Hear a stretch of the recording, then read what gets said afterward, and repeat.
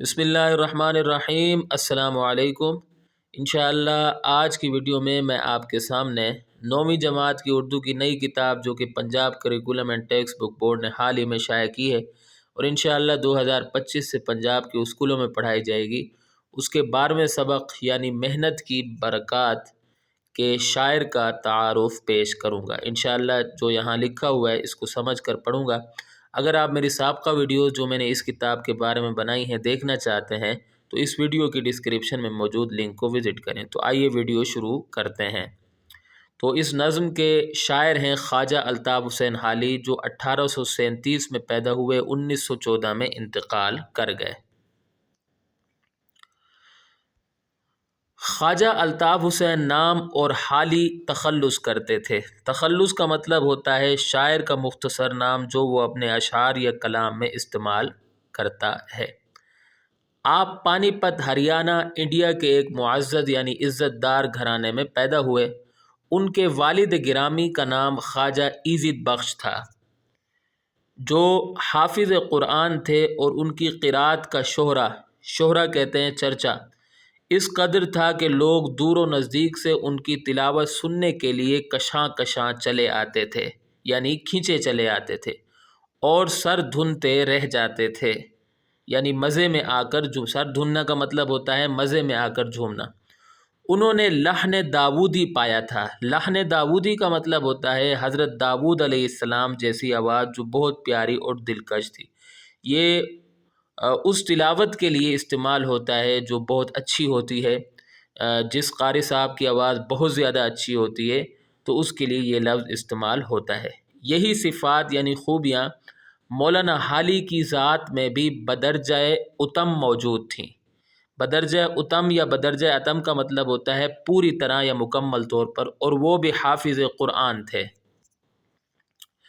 مولانا حالی کم عمری ہی میں والدین کے سائے سے محروم ہو گئے، یعنی ان کے والدین بچپن میں ہی انتقال کر گئے یا کم عمری میں ہی انتقال کر گئے۔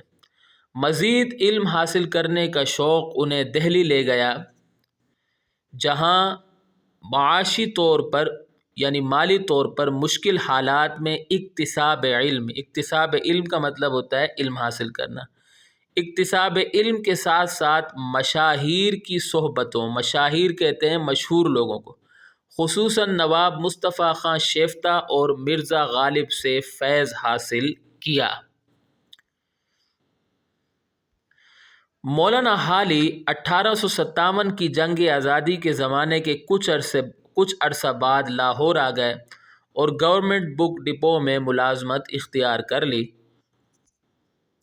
اور یہیں رہ کر مولانا محمد حسین آزاد کے ساتھ غزل کے بجائے نظمیں لکھنے کی بنیاد ڈالی۔ تو ان سے پہلے غزلوں کا چرچا ہوا کرتا تھا، انہوں نے یعنی مولانا الطاف حسین حالی اور مولانا محمد حسین آزاد نے لوگوں کی توجہ نظموں کی طرف مبذول کرائی، اور اپنی 4 طویل نظمیں مثنویاں برکھا رت، نشاط امید، حب وطن اور مناظرہ رحم و انصاف، یہ ان کی نظموں کے نام ہیں، انجمن پنجاب لاہور کے پلیٹ فارم سے پیش کیں۔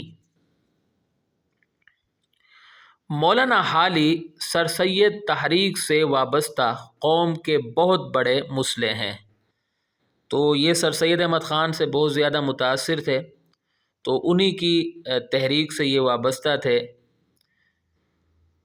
وہ اردو کے پہلے نقاد کہتے ہیں کھوٹے کھرے کو پرکھنے والا، اور ادب میں کہیں گے شعر و ادب کو پرکھنے والا، لٹریچر میں کہیں گے جو شعر و ادب کو پرکھتا ہے، اس کی خوبیاں خامیاں تلاش کرتا ہے، تو اس کو نقاد کہتے ہیں، اور یہ اردو کے پہلے نقاد ہیں۔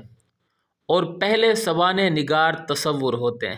سوانح نگار کہتے ہیں کسی شخص کی زندگی کے حالات لکھنے والا، تو یہ اردو کے پہلے نقاد بھی ہیں اور پہلے سوانح نگار بھی ہیں۔ تو اردو ادب میں ان کا ایک بہت بڑا مقام ہے۔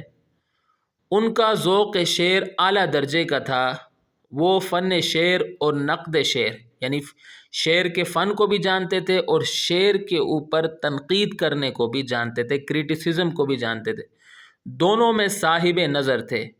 بلا شبہ ان کے یہاں قدیم رنگ شاعری بھی موجود ہے جو بہت خوب ہے، مگر ان کا اصل جوہر اور کمال جدید رنگ شاعری میں ظاہر ہوا۔ یعنی وہ پرانی شاعری بھی اچھے طریقے سے جانتے تھے، اور اصل جو ان کا جوہر ہے، یعنی اصل جو کمال ہے، اصل جو صلاحیت ہے، وہ جب انہوں نے جدید شاعری شروع کی تو اس وقت ظاہر ہوا۔ ان کی نظموں کی بڑی خوبی زبان و بیان کی سادگی اور سلاست ہے، نہایت سادہ انداز میں یہ اپنا پیغام لوگوں تک پہنچاتے ہیں۔ اردو شاعری میں مولانا حالی کا اعلیٰ ترین کارنامہ ان کی طویل نظم مد و جزر اسلام ہے۔ یہ ان کی نظم کا نام ہے جو عام طور پر مسدس حالی کے نام سے معروف ہے۔ اچھا، آگے لکھا ہے، یہ نظم اس قدر مقبول ہوئی کہ اس نے مقبولیت اور شہرت کے تمام ریکارڈ توڑ ڈالے۔ مسدس حالی کے بارے میں سر سید کہا کرتے تھے، میں اس یعنی مسدس حالی کا محرک ہوا ہوں، یعنی تحریک دینے والا ہوا ہوں، اور میں اسے اپنے اعمال حسنہ سے سمجھتا ہوں، یعنی اچھے اعمال سے سمجھتا ہوں۔ جب خدا مجھ سے پوچھے گا کہ دنیا سے کیا لائے ہو تو میں کہوں گا کہ حالی سے مسدس لکھوا کر لایا ہوں اور کچھ نہیں۔ سبحان اللہ۔ شامل کتاب نظم محنت کی برکات مسدس حالی سے مستعار اقتباس ہے۔ تو یہ جو نظم ہے، جو شامل کتاب ہے، یہ مسدس حالی سے لی گئی ہے، اور اس نظم میں جیسا کہ اس کے نام ہی سے ظاہر ہے، محنت سے کام کرنے والوں کے اوصاف یعنی خوبیاں بیان ہوئے ہیں۔ تو یہاں آ کر ہماری ویڈیو اختتام کو پہنچتی ہے۔ میں امید کرتا ہوں کہ آپ کو میری یہ کاوش پسند آئی ہوگی۔